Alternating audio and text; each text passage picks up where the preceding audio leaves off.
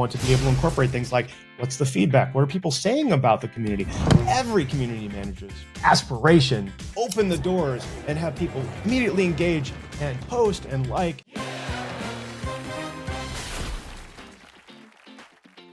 So now that we have all the steps conquered and we're ready to launch, we're going to talk about the tools that help you be successful in doing just that. It's great to start with the fact that the community itself is such a tool, and it's perhaps your most valuable one.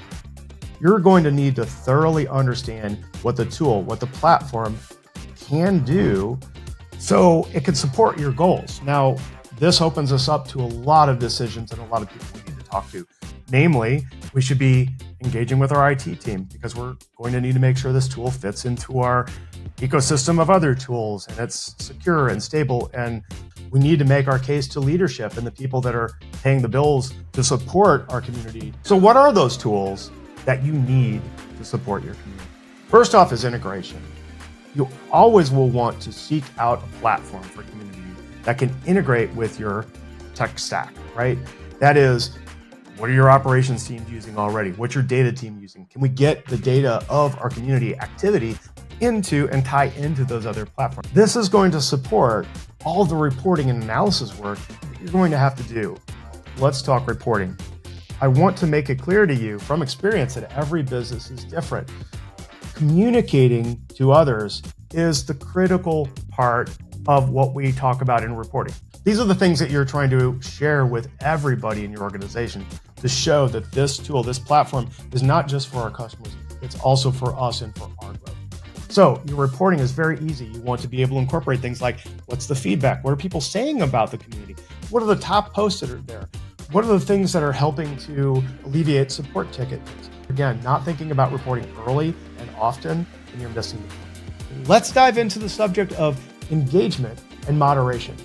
I would say that engagement is perhaps one of the most challenging aspects into building and growing your community. Yes, it's every community manager's aspiration, open the doors and have people immediately engage and post and like, but you know what? It's completely unrealistic. It is our task at hand as business professionals with a community of practice at our fingertips to nurture that, to grow that. And for that, we need a plan for that engagement.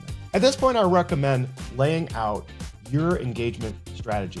It's really important to think about the things you're going to do, the time you're going to spend, and the resources you're going to have to bring to the table to make this platform absolutely safe. Offer a weekly topic up to everybody in that community. I, as a customer education manager, have always partnered very closely with the community team. When we have new content that we want to release, we'll do big to do. We'll make a post and we'll talk about it and pin it. A lot of the times it's even better if you're starting out to welcome people into beta tests of that content to get their feedback early. There's nothing cooler than having a roadmap session where we might have released a video or a webinar on what our product does, but then we summarize that within our community in a post. And that unlocks that immediate attention from customers. Why you open yourself up to a community is not immediately obvious because you feel like, hey, I'm putting myself out there.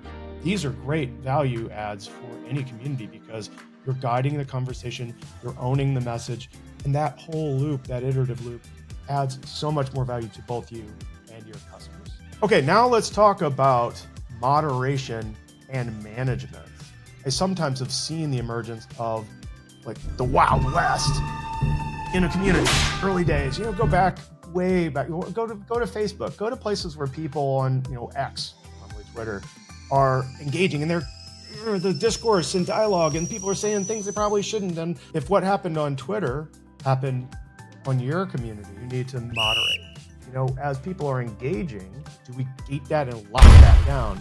Hey, that may be dependent on your particular organization. But as a minimum, what you really want to be doing is having someone or something, a system, monitoring the posts that are there, monitoring comments. We want to have a positive, upbeat, nurtured environment.